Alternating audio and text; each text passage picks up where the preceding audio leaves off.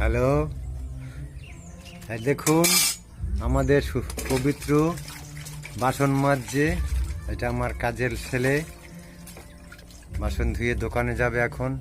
আমার দোকানের বাসনপত্র এটা। এই দেখুন আমার পেঁপে গাছ, পেঁপে হয়েছে। এটা আমাদের মাঠ, আমার এই পিছনে খেলা হয়। দেখুন কলা কলা হয়েছে। দেখুন ফ্রেন্ডস, এটা হচ্ছে সিঙ্গাপুরি।